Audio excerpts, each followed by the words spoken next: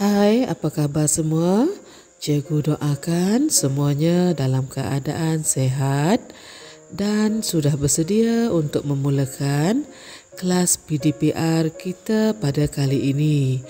Baiklah, jika semuanya sudah bersedia, cikgu nak murid-murid semua buka buku teks dan lihat muka surat 58. Tajuk yang kita hendak belajar pada hari ini iaitu menternak kerbau. Baiklah, di sini cikgu nak murid-murid semua perhatikan beberapa ayat tunggal yang terdapat di dalam muka surat 58. Mula-mula sekali, cuba perhatikan ayat pertama dan juga gambar diberikan. Ayat pertama telah diberikan contoh ayat majmuk yang dihasilkan daripada ayat tunggal. Cikgu baca ya. Pekerja itu memakai sarung tangan.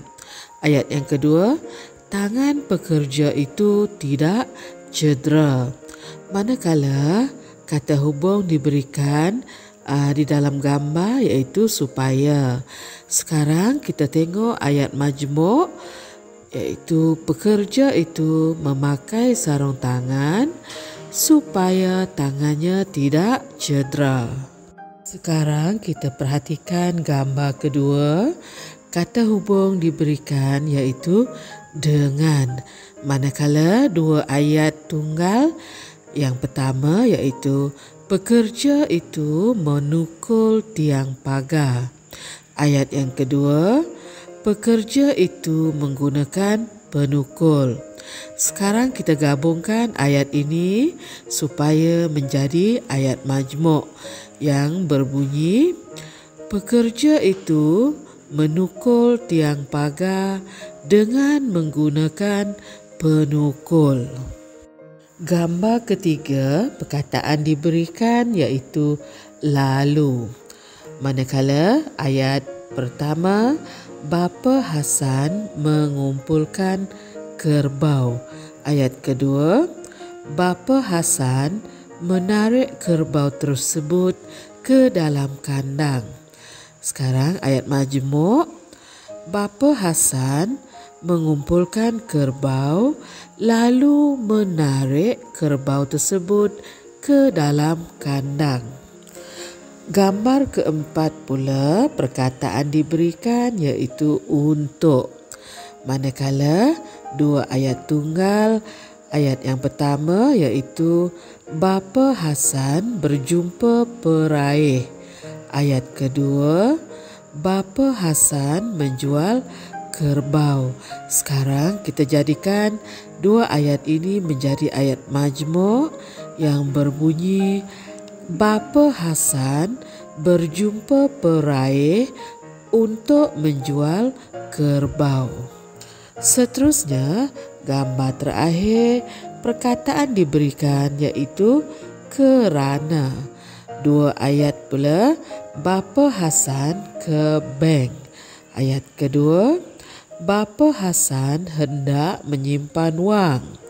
Gabungkan ayat supaya menjadi ayat majmuk yang berbunyi bapa Hasan ke bank kerana hendak menyimpan wang.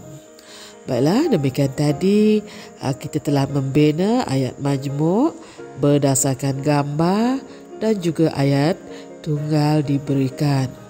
Baiklah, sekarang cikgu nak murid-murid semua perhatikan latihan diberikan di dalam buku aktiviti. Sila lihat muka surat 66 dan juga 67. Sekarang kita perhatikan latihan dalam muka surat 66 terlebih dahulu, iaitu latihan yang bertajuk serai paha ayam.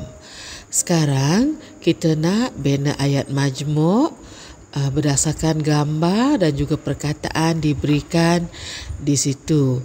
Yang pertama telah pun disediakan ayat yang berbunyi Kumar menanam serai paha ayam di kawasan yang luas di belakang rumahnya. Baiklah, sekarang kita pergi ke gambar yang kedua. Perkataan diberikan iaitu dengan, dan ayat sudah dimulakan dengan dia menyiram serai dengan, kemudian tempat kosong.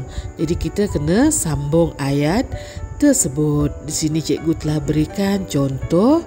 Dia menyiram serai dengan menggunakan saluran paip yang panjang.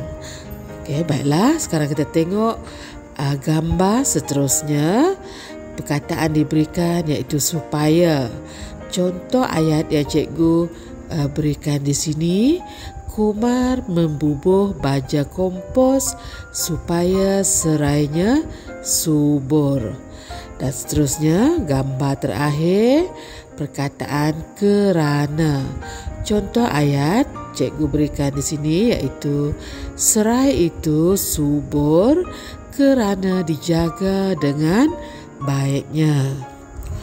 Seterusnya, latihan dalam muka surat 67 pula. Kita juga perlu bina ayat majmuk berdasarkan gambar. Oleh itu, cikgu nak murid-murid cuba bina ayat berdasarkan perkataan dan juga gambar diberikan.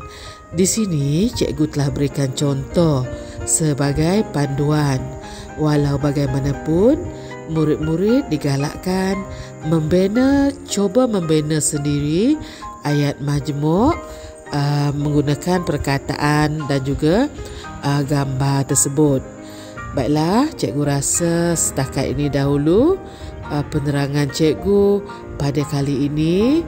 Harapan cikgu semuanya dapat melakukan tugasan yang diberikan, dan cikgu ucapkan tahniah kepada murid-murid yang telah menyiapkan latihan ini.